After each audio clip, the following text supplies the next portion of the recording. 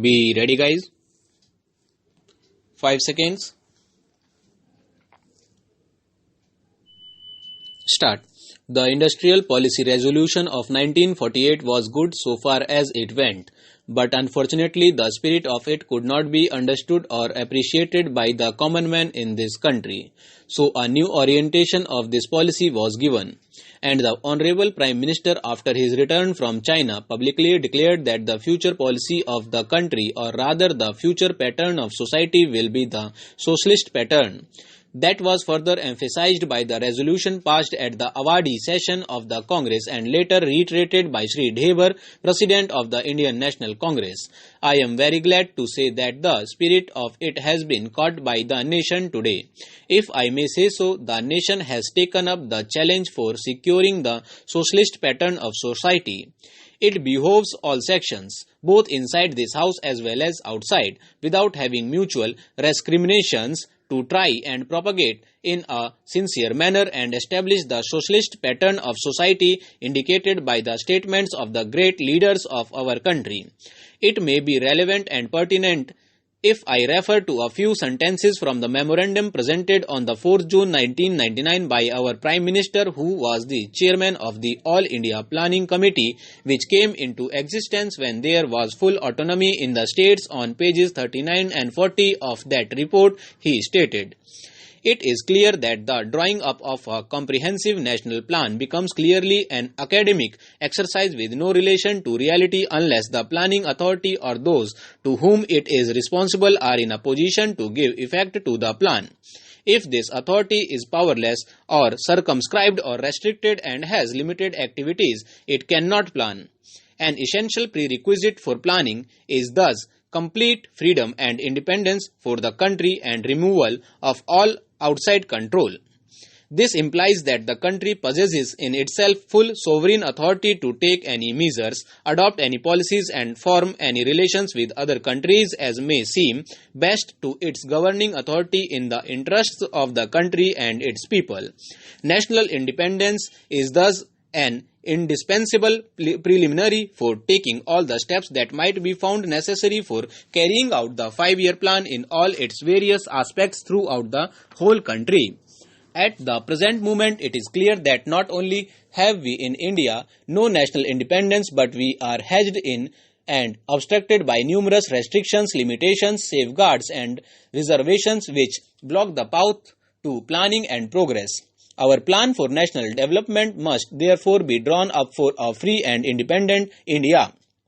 Thanks to the sacrifices made by millions of our countrymen and countrywomen under the leadership of the father of the nation, Mahatma Gandhi, we have today secured complete sovereign political independence at a time when the nations of the world were engaged in the bitterest struggle using all the weapons of destruction. If therefore we have secured political independence during the period of a quarter of a secured century, it should not be difficult, especially when we are today masters in our own country, to secure a socialist pattern of society, as has already been indicated. But it requires the assistance, the propaganda, the active work of all those who are interested in this. I am sure so long as my honorable friends, the minister, the deputy minister and the other minister who represent the commerce and industry ministry can give us an assurance that the capitalist pattern would be avoided, some of us who believe in a 100% socialist democracy give an undertaking that certainly totalitarian policy will not be introduced in this country, because we have believed all along during the fight that we have given to the British government when we secured political independence that we shall try to maintain democracy undiluted and a socialist democracy. At that, I am absolutely certain that in this country of ours, liberty of thought, liberty of speech and liberty of action will be guaranteed to every citizen to express his views in the manner he pleases. I therefore assure my honorable friend that so long as we do not in the garb of a socialistic pattern support a capitalist system, India will stand 100% for a socialist democracy. Now, luckily for us, the fundamental rights of the Constitution have declared that a citizen would be assured of many of the social amenities which will give reasonable comfort from the womb to the grave. But mere enunciation, as I have said many times, will not satisfy the common man unless the saying is put into effect. I am absolutely certain, therefore, that so long as there is a determination on the part of our countrymen, we will be in a position to secure a socialist pattern of society. It is not even possible to draw up a plan on any other basis. There has been some reference to the improvement in our economic situation also. We find that we have made good progress in production.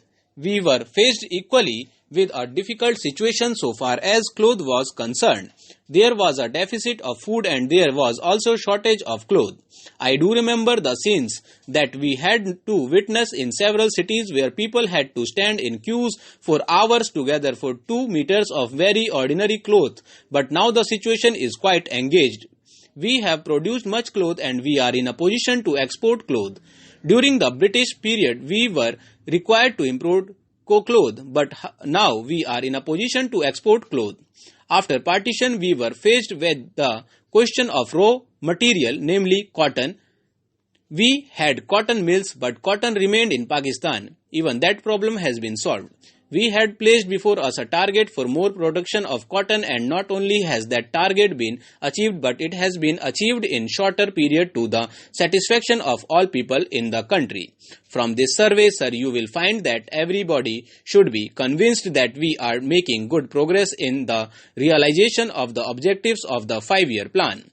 Then there is a reference that in several essential commodities we have got increased production.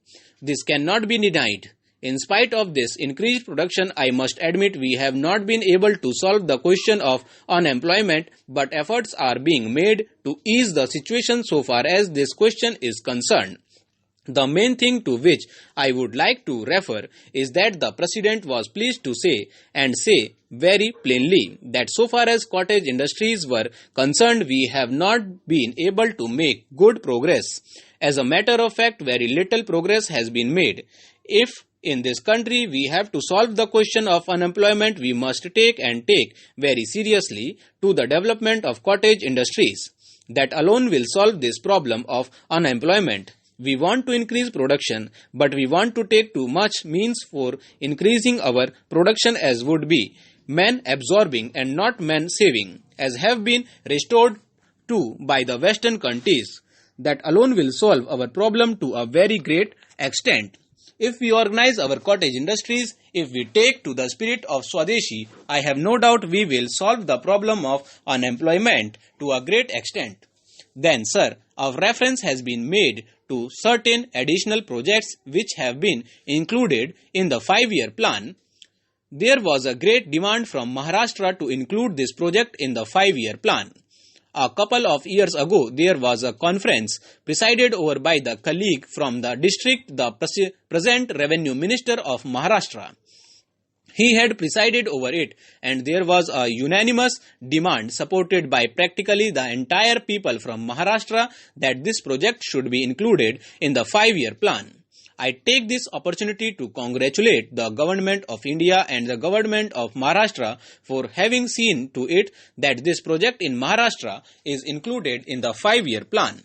The President's address makes reference to the improvement of our transport and communications.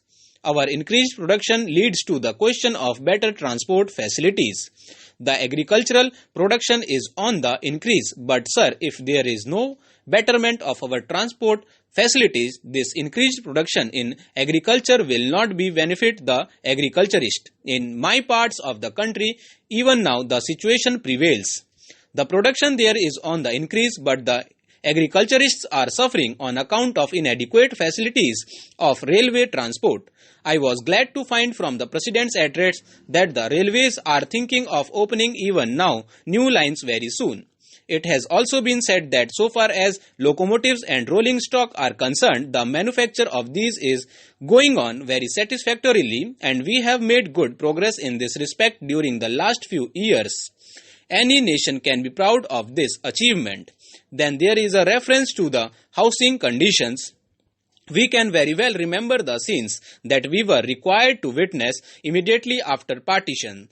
Thousands and tens of thousands of our brethren came to this country from Pakistan. It was a very serious question as to how to house them, but the day has come when the question has practically been solved.